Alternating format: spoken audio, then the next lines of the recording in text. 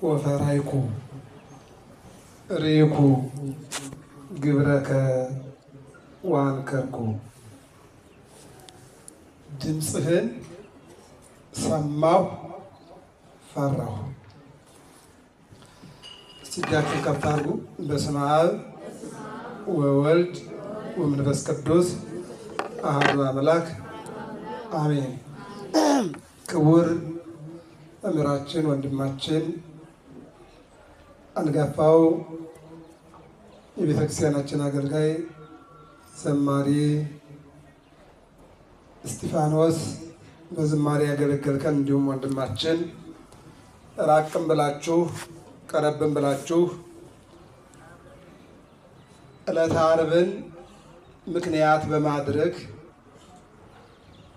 በቀራንዮ ስጋውን ቆርሶ ደሙን አፍሶ ዓለምን ባዳነበት ታላቅ ዕለት እንደ ዮሐንስ ወንጌላዊ የቁርጥ ቀንና የመከራ ቀን በሆነው ዕለት ቅዱስ ቃሉን ለመስማት ዝማሬ መላእክትን ለመዘመር የመጣችሁ አረጋውያን አባቶቻችን፣ እንዲሁም እናቶቻችን፣ ወጣቶች፣ እንዲሁም ሕፃናት ሁላችሁንም እላችኋለሁ በእግዚአብሔር ስም እንደምን ዋላችሁ? እንደምን አመሻችሁ? እግዚአብሔር ይመስገን ብለን እንድናመሰግነው ፈቅዶና ወዶ የጠራን የሰበሰበን አምላካችን ስለማይነገር ስጦታው ስሙ ለዘላለም የከበረና የተመሰገነ ይሁን። እዚህ ቦታ ላይ ብዙ ጊዜ የመጣው ወንጌል አገልግያለሁ። ዓርብ ግን መጥቼ ስለማላቅ ስለዚህ ቀን መናገር እፈልጋለሁ። ዓርብ የሚለው አባቶቻችን ምን ይላሉ? ውሃን ከጥሩ ነገርን ከስሩ ይላሉ። እንደ ኢትዮጵያ ኦርቶዶክስ ተዋሕዶ ቤተክርስቲያን ካላንደር ባሕረ ሐሳብ አቡሻህር አቆጣጠር ያው ያለንበትን እናውቀዋለን። ከቅዱስ ዲሜጥሮስ የተነሳ አሁን 2018 ላይ ደርሰናል። መጽሐፍ ቅዱስ በመጀመሪያው ቀን እግዚአብሔር ሰማይና ምድርን ፈጠረ ይላል። ብዙ ወገኖቻችን ሃይማኖታችሁ ምንድን ነው ስትሏቸው ክርስቲያን ይላሉ። እንግዲህ ከ20 ሺህ ያላነሰ ክርስቲያን ነን በስም የሚጠሩ ብዙዎች ናቸው። የመጀመሪያዋም የመጨረሻዋም ግን ክርስትናን የሰበከችው ቤተክርስቲያን ናት እና በእኛ ቤተክርስቲያን 81 መጻሕፍትን እናስተምራለን፣ እንማራለን፣ እንረዳለን፣ እናስረዳለን። ሌሎች ደግሞ 66 ብለው ወስደዋል። በዚህ በእነሱ በሚሉት እኛም እነሱን በምንቀበለው መጽሐፍ ቅዱስ ላይ ግን የመጀመሪያው ቀን የትኛው እንደሆነ የሚያስረዳ ማስረጃ የለም። የመጀመሪያው ቀን ማለት ሰኞም ሊሆን ይችላል። አሁን እኛ የሥራ ቀናችን ሰኞ ነው አይደል? ሰኞ ሊሆን ይችላል። ስለዚህ መጽሐፍ ቅዱስ የሚለው የመጀመሪያ ቀን ነው የሚሆነው። አሁን ካልኳችሁ መጽሐፍ ቅዱስ ላይ እነሱ ከሚቀበሉት መጽሐፍ ቅዱስ ላይ የመጀመሪያው ቀን ማን እንደሆነ ምንም አይነት መረጃ የለውም። 81 መጽሐፍ ላይ ስትገቡ ግን ምን ይላል? የመጀመሪያው ቀን እሑድ ነው ይላል። መቼ ነው ይላል? ይህን ወደ ግዕዝ ቋንቋ ላምጣላችሁ። አሃደ አንድ አደረገ ማለት ነው። እስኪ ተናገሩ። ምን አልኳችሁ? እሑድ ማለት አሃደ አንድ አደረገ የግዕዝ ቋንቋ። አሁን የመጀመሪያው ቀን መቼ ነው ማለት ነው? እሑድ ነው ማለት ነው። የመጨረሻው ቀን መቼ ነው የሚሆነው? ቅዳሜ ነው የሚሆነው ማለት ነው። ስለዚህ እሑድ ማለት አንደኛው ቀን ከሆነ ሰኞ ማለት ሰኑይ ይላል በግዕዙ። ስንተኛው ቀን ማለት ነው? ሁለተኛው ቀን ማለት ነው። ማክሰኞ ነው የምትሉት ሰሉስ ይባላል። ስንተኛው ቀን ነው? ሶስተኛው ቀን ነው። ሮብ ነው የምትሉት አይደለ? ረቡዕን በለው በግዕዙ ስንተኛ ቀን ነው? አራተኛ ቀን ነው። ሐሙስ እንበለው ያው አንድ ነው፣ 5ኛ ቀን ነው።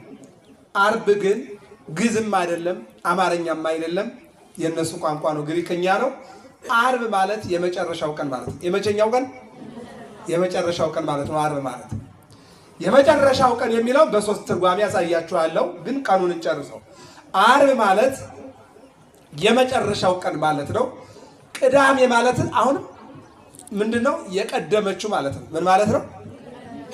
ከምን ማለት ነው? በሰንበት ደረጃ ላይ 2 ሰንበት ነው አሁን የምናከብረው አይደል? ቅዳሜና እሑድ ነው አይደል?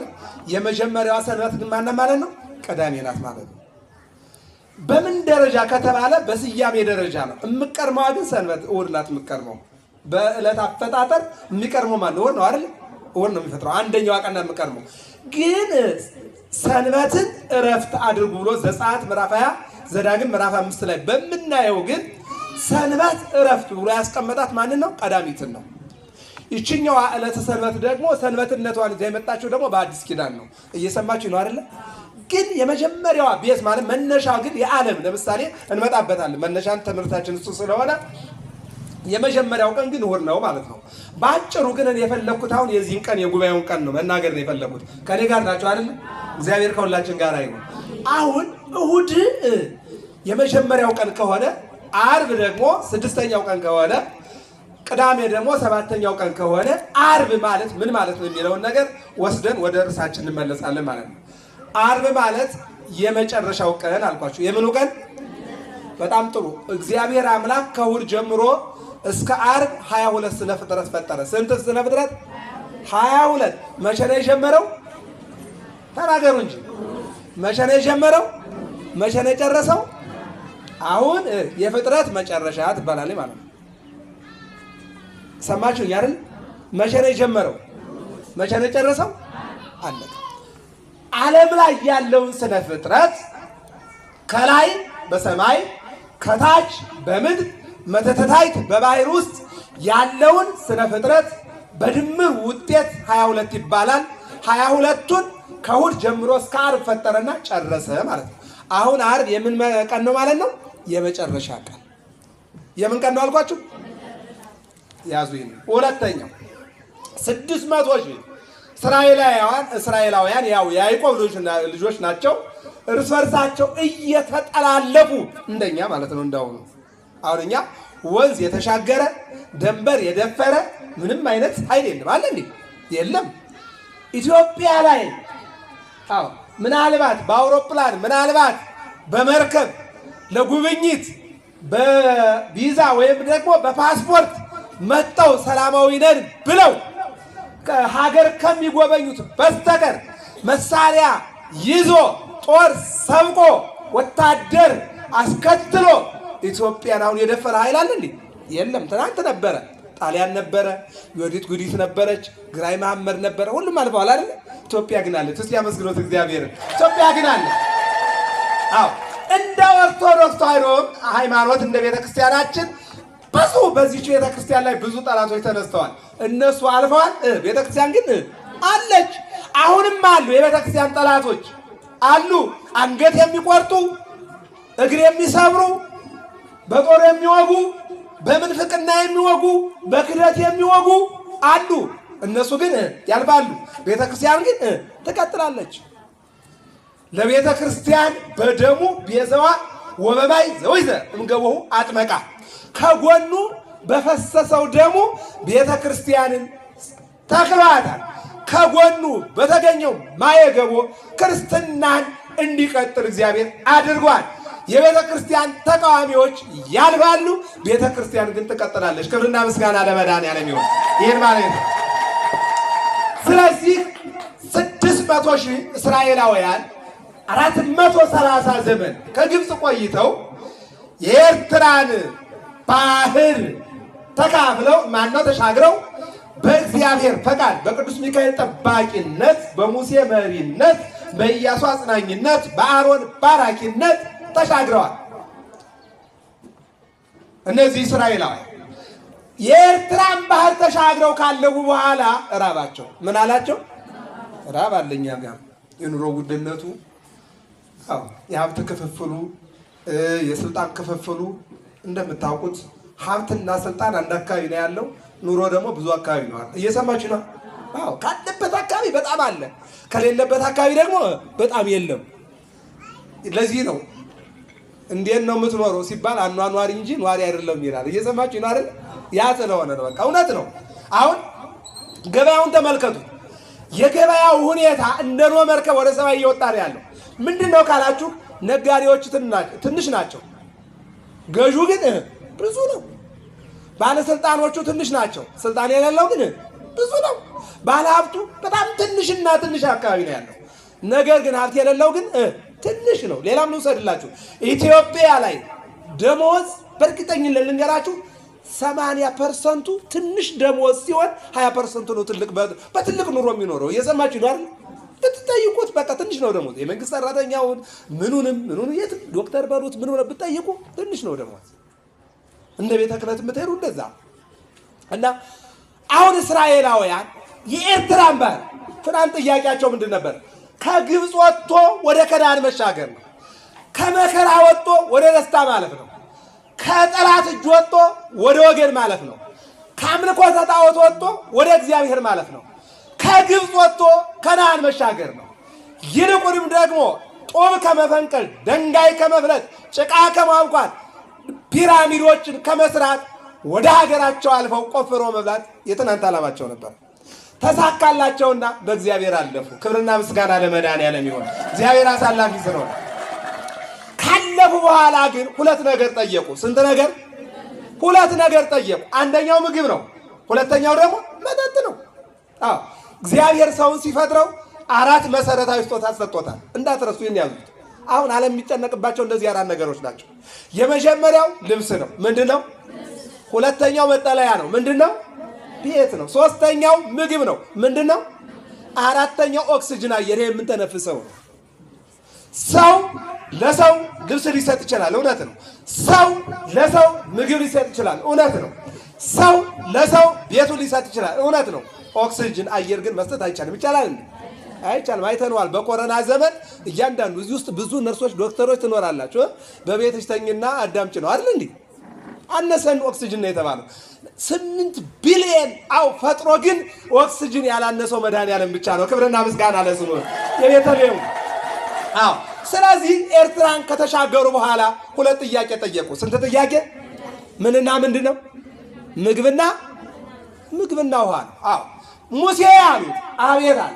እኛ እኮ በግብፅ ዱባ፣ እኛ እኮ በግብፅ እነሆ ውሃ ለምደናል። ቂጣ ወዲያውኑ የተጋገረ ወዲያውኑ ተወቅቶ ወዲያውኑ የተጋገረ ቂጣ ለምደናል። አሁን ላይ ግን በመንገድ ደክመናል፣ ዝለናል፣ ወንዝ ተሻግረናል። አሁን የምንበላው አሁን የምንጠጣው ያስፈልገናል። ጠላት እንደሆነ ኤርትራ ባህር ገብቷል። እኛ እንደሆነ በእግዚአብሔር ቸርነት ተሻግረናል። ያሻግረን መድኃኒዓለም። መሰከሩ እውነቱን። በቃ ጠላት አይሻገሩም የተባሉ ድሃዎቹ ምስኪኖቹ ተሻግረናል። በማን ንገሩ? በማን? በእግዚአብሔር ተሻግረናል። እንደገና ደግሞ ባለፈረሱ፣ ባለወታደሩ፣ ባለኃይሉ ደግሞ ባህሩ ውስጥ ቀርቷል። ስለዚህ አሁን ግን ሁለት ነገር ያስፈልገናል። ምንድነው አላቸው? እንጀራ። ምንድነው አላቸው? ውሃ አላቸው።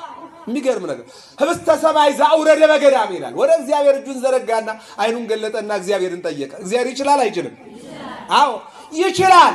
አንተ ትሁቦሙ ሲሳዮሙ በጊዜው ትሰፍሕ የማነከ ወታጸግብ እንስሳ ዘበስራትከ። አዎ ትሰፍሕ የማነከ እጅህን ትዘረጋለህ። ምንክን ትዘረጋለህ? አዎ ትዘረጋለህ። ለሕፃናት ከእናታቸው ደረት ላይ የጡት ወተት ታዘጋጃለህ። አንቺ እንዳትመስልሽ ያዘጋጀሽው ማን ያዘጋጀው? አጥርቶ አስተካክሎ አዘጋጀው። ያንቺ በሽታ በሽታው አይሆን፣ ያንቺ ሙቀት ሙቀቱ አይሆን፣ ያንቺ ቅዝቃዜ ቅዝቃዜው አይሆን። አመጣጥኖ ለሕፃኑ ጡት የሚሰጠው ማን ነው? ንገሩኝ እስቲ። እስኪ አመስግኑት ይህንን አምላክ። እሱ እኮ ነው እኮ። ይሄ ምን ይደንቃል? የሚገርመው ነገር አሁን እዚያ ተወለደ በኋላ የእናቱ ደረት ላይ ያለ ጡት ስለጠባ አያስደንቅም። የሚያስደንቀው ግን ኦ ዘትፌንዎ ለሕፃን ማቆየብ ሲሆን አዎ ውስተ ማህፀነ እሙ ወተጠበልሎ በሰብአ ድል ረቂቅ። አቤቱ ጌታ ሆይ ያንተ ነገር ይደንቀኛል አለ ሊቁ። ምን አለ? ከአባት ጉልበት ወይም ሰውነት ዘርን ወደ እናት ማህፀን ትወርዳለህ። የእናትን ደም ቀላቅለህ በእናት ማህፀን ላይ ሕፃንን ታመነጫለህ ወይም ደግሞ ጽንስን ታደርጋለህ አለ። ይሄ ሲገርመኝ አለ የእንግዲህ ልጅ ያኛው ሳናቅ ዝም ብለን እንደው እናንተ ይገርመኛል። አንዳንዱ ሰዎች ምን አንተ የእንግዲህ ልጅ ይላሉ አይደል? ለማወቅ ደግሞ ምን እንደሆነ እኮ ያውቁትም እኮ። የእንግዲህ ልጅ ማለት እኮ የበሽታ መከላከያ እኮ በእናቱ ማህፀን ውስጥ ያለ እኮ የዝናብ መከላከያ ጥላ ነው አይደል? ያ ማለት እኮ ነው። ያ እኮ ነው እኮ በዚያ በእንግዲህ ልጁ የሆነ የተሸበለለ ነገር ነው አይደል? በዚያ አሳልፈህ ትመግበዋለህ። የሚያስደንቀው ከእናቱ ላይ ያለውን የደረት ጡት ስለጠባ ወተት ስለጠባ አይደለም። የሚያስደንቀው ግን በእናቱ ማህፀን ውስጥ በእንግዲህ የልጅ የተሸፈነውን ከእናቱ ላይ ወስዶ የሚያጠባውና የሚመግበው እግዚአብሔር ነው የሚደነቀው። ክብርና ምስጋና ለስሙ ስለሚደነቀው። አዎ ሌላም ላሳያችሁ። አሁን እናት እኮ ልጅ ምንድነው እንዳይዘቀዘቅ ምናምን ወዘተ እናት ትጨነቃለች። ይህ ምን ያስደንቃል እንዴ? ትራስ ብታረጊው በቅድሽ ብትታቀቢው አያስደንቅም? ተወልዷል። የሚያስደንቀው ልጅ እኮ ከ6 ወር በኋላ እኮ በእናቱ ማህፀን እኮ ተዘቅዝቆ እኮ ነው ያለው። እየሰማችሁ ነው አይደል? አዎ የተዘቀዘቀውን ልጅ በእናቱ ውሃ ስትቀዳ ስትፈጭ ስትጋግር ተዘቅዝቆ አንድ ቀን እንኳን ትንሽ አይለው ተወልዶ ሰው ይሆናል። እስኪ አመስግኑት መድኃኒዓለም። ይሄ ነው የሚያስደንቀው ወዳጄ። ይህንን ነው ማየት። ስለዚህ እነሆ ምግብ ጠይቅልን አሉት፣ ውሃ ጠይቅልን አሉት። ለምን? እግዚአብሔር ይችላል። አዎ አንተ ትሁቦሙ አለ ቅዱስ ዳዊት፣ አንተ ምግባቸውን ትሰጣቸዋለህ፣ ሲሳዩን በጊዜው በሰዓቱ። በምኑ? በሰዓቱ። እናት እኮ ወይኔ እንደው ምጣድ ይዤ ልጄን ረሳሁ ትላለች እኮ። እናት እኮ ትረሳለች እኮ። እንደገና ደግሞ ሞግዚት አሳዳጊ የተባለች ወይኔ እንዲህ አድርጊ እኮ ተብዬ ነበር ረስቻለሁ ትላለች። ደቂቃውን ለምሳሌ መድኃኒት ታዞላችሁ፣ ይህን መድኃኒት በዚህ ሰዓት ውሰድ፣ ይህን መድኃኒት በዚህ ሰዓት ውሰድ ተብላችሁ ደቂቃ ታሳልፋላችሁ። ረሳሁት ነው የምትሉ። ነገር ግን የፈጠረውን የማይረሳ ማይክሮ ሰከንድ ሳይቆይ የሚመግብ መድኃኒዓለም ብቻ ነው። ክብርና ምስጋና ለስሙ ይሁን። ይህን ነው ማወቅ። አዎ ስለዚህ ምን አለ? እነሆ አዎ ሙሴ ምንድን ነው የፈለጋችሁት አለ። እኛማ የፈለግነው የሚበላ ነው፣ እኛማ የፈለግነው የሚጠጣ ነው። ስለዚህ ምግብ አቅርብልን፣ መጠጥ አቅርብልን አሉ። ወደሚችለው ወደ እግዚአብሔር እጁን ዘረጋና አይኑን ገለጠና አፉን ከፍቶ ጠየቀ። ህብስተ ሰማይ ዘወረደ በገዳም አለ ቅዱስ ያሬድም ዘጸአት ምዕራፍ 16 ተመልከቱ። ሲያችሁ ሲገቡ በምድረ በዳ ልም አለ። ምድረ በዳ ላይ ከሰማይ ምግብ አወረደላቸው። ጻዳ ከመበረዳ አለ። እንደገና የምግቡ ማንን አሁን እኛ ጥቁር ጤፍ፣ ሰርገኛ፣ ነጭ ጤፍ የምንለው ነገር አለ አይደል? እሱ ግን ምን አለ? እንጀራውን ሲለየው ነጭ ማኛ ጤፍ አወረደላቸው። ጻዳ ከመበረድ፣ ጻዳ ማለት ነጭ ነው አይደል? ነጭ እንደ በረዶ የነጣ እንጀራ ወረደላቸው አለ። ወሬቱ ከመተቅዳ አለ። እንደገና እንጀራውን ደግሞ እንትን ሊያወጣለት ነው። አያችሁ 3 አይነት እንጀራ አለ በሴቶች። ስንት አይነት? አቤት። አንደኛው ምን ያለ መሰላችሁ? ሴትዮዋ ወይም እንግዲህ አሁን አዲስ አበባ ላይ እንደምታውቁት መብራት ይጠፋና አብሲት ተደርጎ መብራት ከጠፋ ያው ይቆይና ይሄው መጭራል አይደል? አዎ አንዱ እሱ ማለት ነው። ሁለተኛው ደግሞ ተውሎ ብሎ ሳይ ምን ሳይል ነው? ምንድነው? ኩፍ ሳይል ነው የምትሉት አይደል? ኩፍ ሳይል የሚጋገር ምን ይባላል? አይኑ አይደለም እያልኩ ያለው ኩፍ ያላል አፍለኛ እንደዚያ ነው። አሁን መጣገራ እንዴ ማናውቅ መሰላችሁ እንዴ? አፍለኛ ይባላል። ነገር ናቸው አይደል? የመጀመሪያው ምንድነው ያለው? የተረሳ የቆመጨጨ ማለት ነው አይደል? ሁለተኛው ደግሞ ምን ያላለ ገና ያልቦካ አፍለኛ እግዚአብሔር ይስጣችሁ። ሶስተኛው ግን ያልተረሳም አፍለኛ ያልሆነም የተሞናሞነ እንጀራ ማለት ነው። ስለዚህ እግዚአብሔር ለእስራኤል የተሞናሞነ እንጀራ ወረደላቸው። እስኪ አመስግኑት መድኃኒዓለም። አያችሁ ዘጸአት 16 አሁን መጽሐፍ ቅዱስ ነው የማነብላችሁ። እየሰማችሁ ነው አይደል? መጽሐፍ ቅዱስ ነው የማነበው። አሁን የራሴ ፈጣሪ አይደለም፣ መጽሐፍ ቅዱስ ነው። እነሆ ወረደላቸው ይልና ወሬቱ ከመተቅዳ አይኑ ደግሞ አለ። እዚህ ጋር የተመለሰ ቅድም ስታወሩ ነበር። ምንድነው? አዎ አይን 3 አይነት አለ። አንዳንዱ እንደው ዝም ብሎ የተረሳ ዝም ብሎ ወይ ቂጣ ይሉት እንጀራ ይሉት ግራ ይገባው አለ። ቅድም እናንተ ሰላላችሁ ነው። ወሬቱ ከመተቅዳ አለ። አሁን ይሄን ልተረጉምላችሁ ነው። እዚያው መጽሐፍ ቅዱስ ላይ አንዳንዱ ወይ ቂጣ የማይባል የእሑድ ሰንበቴ ወይም ደግሞ እንጀራ የማይባል ዝም ብሎ ልምድድ ያለ አንዱ ማለት ነው። ሁለተኛው ደግሞ ይጋገርና ገና ባልሰማ ምጣድ ላይ ጥደውታል። እዚያ ላይ ሰፌድ አይገባም። መቼም እንጨት ነው አይደል? ያዝልቀቅ ነው። ሁለተኛው ያልተነኮረ ማለት ነው አይደል? አንደኛው አይን የሌለው ወይ ደግሞ ያልተነኮረ። ሶስተኛው ግን ምን አለም? ወከመ አያተ ምንድነው? ወሬቱ ከመተቅዳ እንደ ማርሰፈፍ አይኑ የተስተካከላል። አያችሁ ሲያመጣው አዎ መልካም ሴት ሞንሟና ሴት በመልካሙ ምጣድ ላይ የጋገረችው እንደ ማርሰፈፍ አይኑ የፈካ አለ። ወከመ ጣፋጭነቱን ደግሞ ሲናገር ምን አለ? እንደ አፍለኛም በጣም እንትን ያላለ እንደ ሆመጨረም ደግሞ ያልሆመጠጠ ነገር ግን ማኛ እንጀራ የሆነ አወረደላቸዋል። ማን ነው እሱ? እግዚአብሔር። ለማን? ለእስራኤል። ለእስራኤል ያወረደ አምላክ እኛንም እየመገበን ነው። ክብርና ምስጋና ለስሙ ይሁን። ይህ ነው የሚነግረን። አዎ አወረደላቸው። አሁን ወደ አንልበት እንምጣ። ዓርብ ማለት የምን ቀን ነው ብያችኋለሁ? የመጨረሻው የምን ቀን? ይሄ ምግብ መቼ ተጀመረ? እሑድ። መቼ ይጠናቀቃል? ዓርብ። አያችሁ፣ እሑድ ጀምረህ እስከ ዓርብ ተመግባቸዋለህ። ዓርብ ግን ምኑ ያልቃል? ምግቡ አሁን ላይ 12 ሰዓት ላይ ይከናወናል። ቅዳሜና እሑድ ማን ነው? ቅዳሜ አይወርድም። ምን ስለሆነ ነው? ሰንበት ስለሆነ። ለዚህ ነው እኔ አዲስ አበባ ላይ መረጃ የለኝም። ወደ ገጠሩ አካባቢ ስትሄዱ ግን እናቶቻችን ዓርብ ውሃ ይቀዳሉ፣ ቅዳሜና እሑድ አይቀዱም። ዓርብ ይፈጫሉ፣ ቅዳሜና እሑድ አይፈጩም። ዓርብ እንጨት ይፈልጣሉ፣ እንጨት ይለቃቅማሉ፣ ቅዳሜና እሑድ አይሰብሩም። አለቀ። ሰንበት ነው ማለት ነው። በአጭሩ ሁለተኛው ምግብ ከእሑድ ጀምሮ ለእስራኤል እስከ ዓርብ ይወርዳል። ዓርብ በኋላ ግን ቅዳሜ ግን ምን አይልም ማለት ነው? አይወርድም። ምን ተባለ ማለት ነው? የምግብ መጨረሻ ቀን ምን ቀን? የመጨረሻው 3 ነው ብያችኋል። የመጨረሻው ሆሳዕና ነው። ሆሳዕና እሑድ ጠዋት እስከ 6 ሰዓት ያለችው ወደዚህ ናት። እሑድ ከሰዓት በኋላ ሕማማት ይባላል። ማን ይባላል? የክርስቶስን መከራውንና ሞቱን የምናስብበት ማለት ነው። በተለይ ደግሞ ብሉይ ኪዳን የምናስብበት ማለት ነው። ስለዚህ እሑድ ከሰዓት ከቤተ ክርስቲያን አሜን ተብሎ ጸበል ጠጥተን ከወጣን በኋላ ሰው ቢሞት አይፈታም። እየሰማችሁ ነው አይደል? ጧት ላይ በተፈታው እስከ እሑድ ድረስ የሚቀጥለው በዚያ በጧቱ ጸበል 5ቱን ቀን 6ቱን ቀን ያ መቃብር እየተረጨ ነው የሚቀበረው ማንኛውም። ለዚህ ነው በዚህን ሳምንት ሞቴን አታርግብኝ እያሉ ኢትዮጵያውያን የሚጸልዩት ማለት ነው። መስቀል ወደ ኪስ በገባበት መስቀል በተቀመጠበት ሰዓት ላይ ፍታት በሌለበት በማይባረክበት እግዚአብሔር ይፍታ በማይባልበት ሊቃውንቱ ፈተው በማይሸኙበት ቅዳሴ በማይቀደስበት ሕማማት የ5500 ዘመን የብሉይ ኪዳን ዘመን የታሰበበት ዘመን ያ ዘመን አሁን እሑድ ከሰዓት ጀምሮ መከራው ጀመረ። ቁጠሩ። እሑድ ከሰዓት በኋላ ያለችው እንደ 5 ቀን ትወሰዳለች። እንደ ስንት ቀን? በጣም ጥሩ። ሰኞ፣ ማክሰኞ፣ ረቡዕ፣ ሐሙስ፣ ዓርብ 5 ቀን ነው። ስንት ቀን ነው?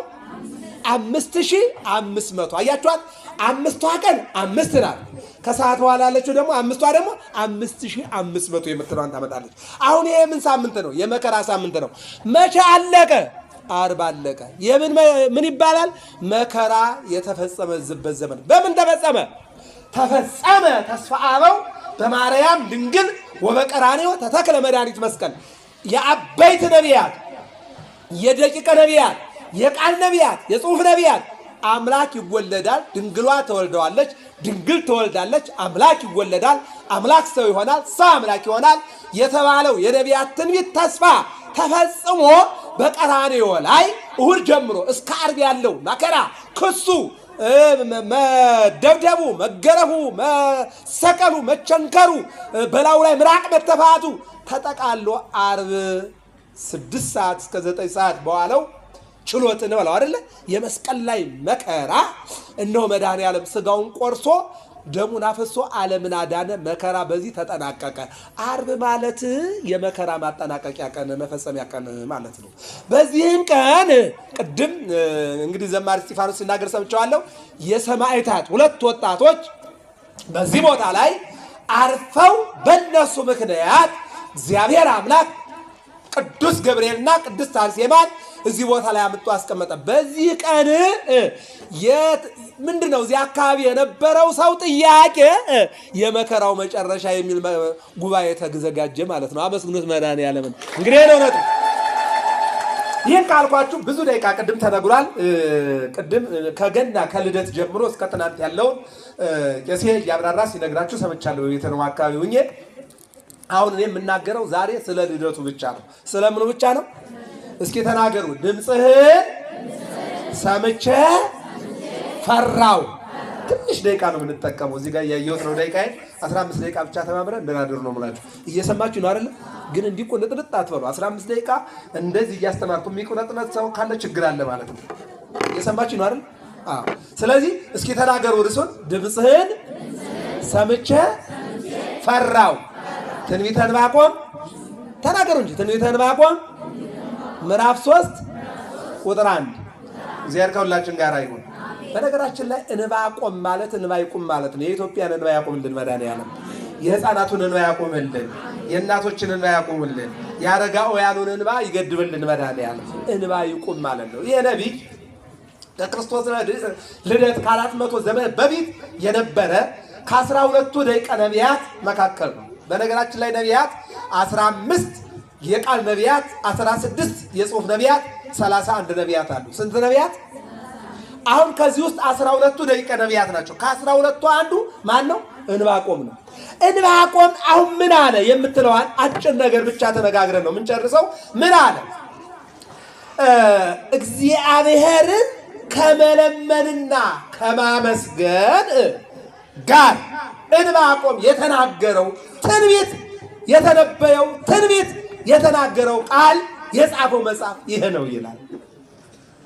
ማን ያርዳ የቀበረ ማን ያውራ የነበረ ነውና ነቢዩ ምን ይላል? አስቀድሞ በትንቢት ያየው ነው። እንዲህ ይላል፣ ወይቤ ዘንተ እግዚኦ ሰማይኩ ድምፀከ ወፈራይኩ፣ እንዲህ አለ ድምፅህን ሰማው ፈራው። ይህን ቃል ስንናገር አንድ ነገር ትዝ ይለናል። ኦሪት ዘፍጥረት ምዕራፍ 3 ቁጥር 9 ላይ አዳም እግዚአብሔር ኦሪት ዘፍጥረት ምዕራፍ 2 ቁጥር 7 ላይ ፈጠረው ከ7 ነገር። ከስንት ነገር? እሳት፣ ውሃ፣ ነፋስ፣ መሬት። ይሄ ባህርያተ ሥጋ ነው። ባህርያተ ነፍስ ደግሞ ነባቢት፣ የምትናገር ለባዊት፣ የምታስተውል ሕያዊት፣ ዘላለማዊት። ሲደመር ስንት ነው ማለት ነው? 7። የነፍስ ባህሪ 3፣ የሥጋ ባህሪ 4። ከዚህ ፈጠረውና ቅድም ያልኳችሁን 4 መሰረታዊ ነገር ሰጥቶታል። አልመልሰውም ወደዚያ። ከሰጠ በኋላ ወተከለ ሰለስተ ዕፀ ሕይወት በዲበ ምድር፣ 3 እንጨቶችን አመጣ። ዕፀ ሕይወት፣ ዕፀ በለስ፣ ዕፀ ወይን። ዕፀ ወይንን ብላ፣ ይሄ ማንጎ፣ ብርቱካን ወዘተ ያሉ ነገሮች ናቸው እዚህ ጋር። ዕፀ ሕይወት ማለት እቺ ደግሞ 1000 ዘመን ጠብቃል። ከ1000 ዘመን በኋላ እሷን በልተህ እንደገና የሥጋ እድሳት ታገኛለህ፣ ወጣት ትሆናለህ። እዚህ ጋር ያለው ግን ዕፀ በለስ ነው። በለስ ግን የሕግ ምልክት ነውና የሕግ መጨረሻ ነው። እንዳታዩ፣ እንዳትነቀው፣ እንዳትበላው። ይህም በበላ ጊዜ ግን የሞት ሞት ትሞታለህ አለ። 7 ዓመት ጠበቀ። በ7 ዓመቱ ግን በሰይጣን ምክንያት ሔዋን በላች፣ አዳምን አበላቸው፣ ራቁታቸውን ሆኑ። ከዚህ ይሰውረን መድኃኒዓለም። በዚህ ጊዜ ራቁታቸውን ሲሆኑ ራቁትነት ምናልባት ትውልዱ አሁን የመልክ የደም ግባት የቁንጅና ውድድር አድርጎት ራቁትነት ቢታይ፣ ራቁትነት ግን አስከፊ ነው። አስከፊ ነው። አስቀያሚ ነው። እየሰማችሁ ነው አይደል? አስቀያሚ ነው ራቁትነት። አዎ ሔዋንን ጠይቋል። እስኪ ተናገሩ፣ ራቁቴን በሉ ስለሆንኩኝ ፈራውኝ። ምን አልኩኝ? ራቁትነት አስፈሪ ነው። አዎ የኛ ልጆች ግን እዚህ ነገር የሆነች ነገር እዚህ ጋር ለጥፈው ነው የሚሄዱት አይደል? እዚህ ጋር ያው ስለምታውቁት መዘርዘር ስለማያስፈልግ ነው። ይሄ ትርጓሜ ይጠይቃል አይጠይቅም? ራቁትነት አስቀያሚ ነው። ራቁቴን ስለሆንኩ ፈራው ነው ያለችው። አሁን ወፀወ እግዚአብሔር ለአቡነ አዳም፣ አዳምን እግዚአብሔር ጠራው ይላል። እግዚአብሔር በፍቅሩ ይጥራን። የት ነህ አለው ይላል። አያችሁ፣ ድምፅህን ሰማው ፈራው አይደለ? ዕንባቆም ያለው መጀመሪያ ግን የተናገረ ማን ነው? አዳም ነው። ምን ይላል? የጠፋው ሰው ስለሆነ በሰው ዱካ ፈለገው። የጠፋው ሰው ስለሆነ በሰው ድምፅ ጠራው። ማን? እግዚአብሔር። ሲጠራ አቤት አለ። የት ነህ አለው። ሲተናገሩ ድምፅህን በሉ በገነት ሰማው። ምን አልኩኝ? ፈራው። ምን አልኩኝ? ፈራው። ያስፈራው ምንድን ነው? እግዚአብሔር ነው እንዴ? አይደለም። ምኑ ነው? ራቁትነቱ ነው አይደል እንዴ? እግዚአብሔር ሊሰራው ነው ራቁትነቱ። በለስን በላ ራቁቱን ሆነ። ራቁትነት አስፈሪ ነው። ፈራው አለ። ይሄን ዕንባቆምን ስታስቡ የት እዚህ ላይ ለምን በላ አለው። እኔ አይደለም። ማናት? ሔዋን ናት። ሔዋን ለምን በላሽ? እኔ አይደለም። ሰይጣን ነው። ግን ሰይጣን ደግሞ ይገርማችኋል፣ ያስታል፣ ያሰናክላል። መጨረሻ ላይ ምን ይላል? ይክዳል። እየሰማችሁ ነው አይደል? ብይ ብይ፣ ዛሬ ዓርብ ነው አይደል? ወተቱን ጠጪ ይላል፣ ስጋውን ብይ ይላል። ንስሐ ስትገቡ ደግሞ አሁን ቄስና ንስሐ አባት እና ንስሐ ልጅ ሲገናኝ ለምን ይህን አደረግሽ? ሰይጣን ኧረ እኔ አላየሁም ይላል። እንዲህ እኮ ነው የሚለው እኮ አላየሁም ነው እኔ የት መጥቼ ያጎረስኩሽ እና ነው የሚለው እኮ። ሰይጣን ይክዳል። እየሰማችሁ ነው አይደል? አዎ ፈራሁ አለ። ግን ምክንያት አዎ ሊያድነው አልቻለም። 5500 ዘመን ሲፈጸም መጥቻ ድንሃለሁ አለና ቃል ገባ። ገላትያ ምዕራፍ 4:4 ላይ በተናገረው አምላካዊ ቃል መሰረት ቅዱስ ገብርኤልን ጸዋሬ ዜና የምስራች ተሸካሚ ያደረገና ድንግል ማርያምን የአምላክ እናት አድርጎ ቅዱስ ገብርኤል መጣና ትጸንስ ያላት ድንግል ማርያም ደግሞ ይሁንልኝ ያለችው በቅዱስ ገብርኤል ንግግር የቅዱስ ገብርኤል ንግግር ሆነላትና ድንግል ማርያም መድኃኔ ዓለምን መጋቢት 29 ቀን ጸንሳ ታኅሳስ 29 ቀን ወለደችው። በየወሩ የጌታ ልደት ይባላል። ክብርና ምስጋና ለመድኃኔ ዓለም አለ። አሁን ወደ ዕንባቆም እንምጣ። ዕንባቆም ምን አለ? ድምፅህን ሰማሁ ፈራሁ አለ። የማንን? የእግዚአብሔር። ምን እያለ ነው የሚመጣው? ከመ ይቀርብ ዓመቲሁ ጊዜው በደረሰ ጊዜ አውቅሃለሁ አወቅኩህ እያለ ሲናገር እንመለከተዋለን። እዚህ መጽሐፍ ቅዱስ ላይ ምንድን ነው የሚለው? እሱ በጆሮዬ አለ ዓለምን ፈጥረህ እንደምትገዛ ሰምቼ ነበር አለ። እየሰማችሁ ነው አይደል? ልጠቅልለው። ዓለምን ፈጥረህ እንደምትገዛ ሰምቼ ነበር። መፍጠር ብቻና መግዛት ብቻ አይደለም። በዝናብ አብቅለህ በፀሐይ አብስለህ እንደምትመግብ፣ ክረምትና በጋ እንደምታፈራርቅ፣ ሙቀትና ብርድ እንደምታፈራርቅ፣ ጨለማና ብርሃን እንደምታፈራርቅ፣ ማጣትና ማግኘት እንደምታፈራርቅ እየሰማችሁ ነው አይደል? ሰምቼ ነበረ።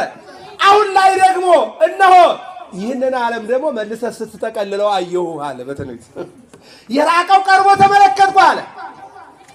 ትናንት የሰማሁት ዓለምን ካለመኖር እምኀበ አልቦ ሀበዎ ካለመኖር ወደ መኖር ዓለምን አምጥተህ ስትፈጥረው አይቼ ነበር፣ ሰምቼ ነበር። አሁን ላይ ደግሞ ዓለሙን ስትጠቀልለው ሩቅ ያለው መጥቶ ቀርቦ አየሁት አለ። ቀጠለ። በማእከለ ክልኤ እንስሳ ርኢኩከ አለ። እችን ነግሬያችሁ ትምህርቴን እጨርሳለሁ። ብዙ አላሰፋውም። እየሰማችሁ ነው አይደል? በሁለት እንስሳ መካከል አየሁ አለ። የመጀመሪያው በኃጥአንና በጻድቃን። እዚህ ውስጥ አሁን እስቲ አንድ ጥያቄ ልጠይቃችሁ። እዚህ ውስጥ እግዚአብሔር በስንት መካከል ነው ያለው? በሁለት ነው አይደል? እውነተኛ አለ፣ ሐሰተኛ አለ። እውነት ነው ሐሰት ነው? አለቀ። ሌባ አለ፣ ሰጭ አለ አይደል? እናውቀዋለን እኮ እኛ የበዓል ቀን እኮ ስንት ሞባይል እንደሚመለከት አይደል? እየሰማችሁ ነው አይደል? ስለዚህ አሁን እዚህ እግዚአብሔር በሁለት ህዝብ መካከል ነው ያለው። እውነተኛ አለ፣ ሐሰተኛ አለ። የሚሰጥ አለ፣ የሚቀማ አለ። እውነት የሚናገር አለ፣ የሚዋሽ አለ። የሚያማ አለ፣ የሚያመሰግን አለ። እየሰማችሁ ነው። የሚገል አለ፣ የሚያድን አለ። በኃጥአንና በጻድቃን ሲተናገሩ በኃጥአንና በሉ በጻድቃን መካከል አየሁህ። የትኛው ብትሆኑ ይሻላችኋል? ከኃጢአተኛና ከጻድቅ የትኛው ይሻላችኋል? መቼም ትርፎርስ አይደል? የትኛው ይሻላችኋል? ያድርግላችሁ መድኃኒዓለም። ምቀኝነት የለብኝ ግን ለመሆን ግን እውነተኛ መሆን ይጠይቃል። ያ ለመሆን ግን እውነተኛ መሆን ይጠይቃል። እሺ በማእከለ ክልኤ ቀጠለ። ምን አለ? በላምና በአህያ መካከል አየሁ አለ። እየሰማችሁ ነው አይደል? ምን እያሉ እፍ እያሉ ብርድ ሲያስወግዱ አንተ ደግሞ ሕፃን ሆነህ ከእናትህ። ይገርመኛል። ዮሐንስ አፈወርቅ ሲናገር ምን ይላል? ይደንቀኛል አለ። በ15 ዓመት ብላቴና ቃልህን ልከህ መለኮት ማለት ነው መጣና ስጋ ተከፍሎ በሙሉ ሰውነት አይደለም መንፈስ ቅዱስ ስጋን ከፈለ። ከማን? ከድንግል ማርያም። ከተከፈለው ስጋ ላይ መጣና መለኮት ተዋሃደ። እየሰማችሁ ነው።